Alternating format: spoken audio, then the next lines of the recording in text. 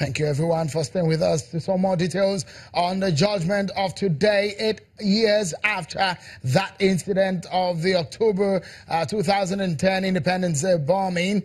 Justice Gabriel Kalwawale of the Federal High Court has convicted Charles Orka, brother to former leader of the Movement for the Emancipation of the Niger Delta, Henry Orka, of acts of terrorism.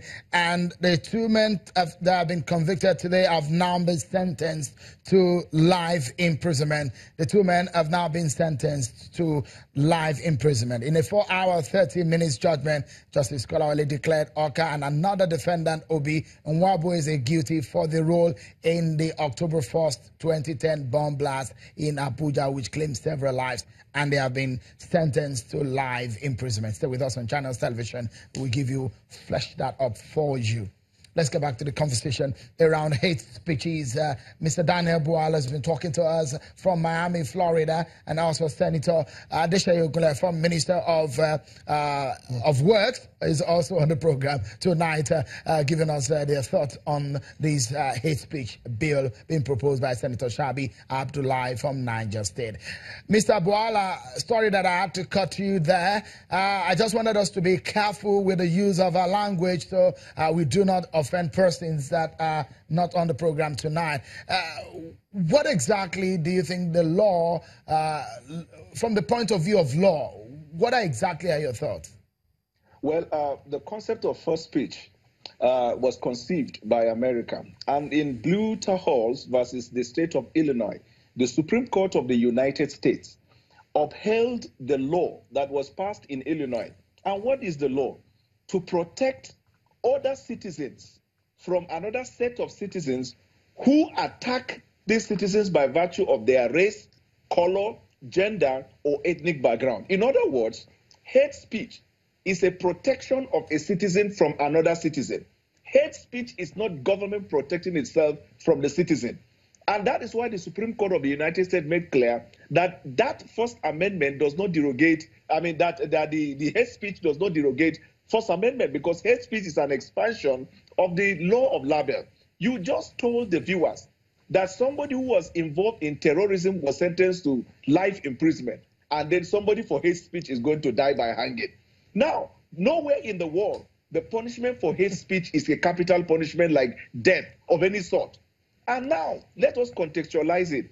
You see, we have to be careful as a country so that we do not emasculate the right of citizens to hold their government to account.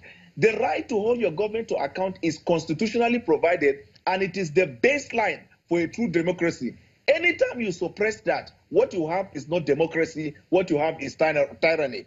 So, and my fear is that they pass this law on the face value to give it the impression that it is a protection of another citizen from another citizen.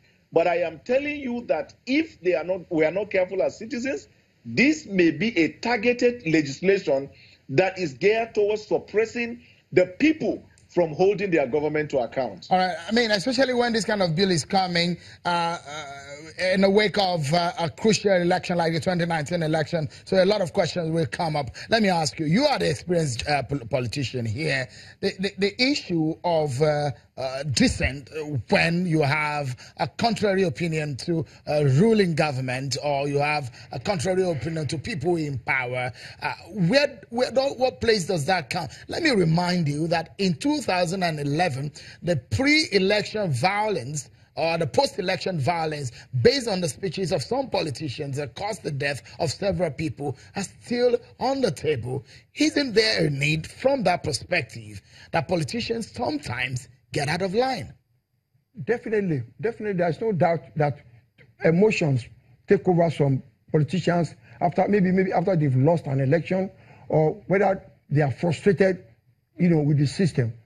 But as far as I'm concerned, that is not going to be cured by legislation, because anybody can now use it, because to define a speech, when you come into politics, you are coming to the realm of, quarreling, of abusing, of insulting, of making sure that I am better than you. But I mean, the line was clear in that proposition that if you say anything that causes the death of another, or that incites violence or causes the death of another, that's when you are liable to this punishment, especially the death penalty. It is not a legal matter at all.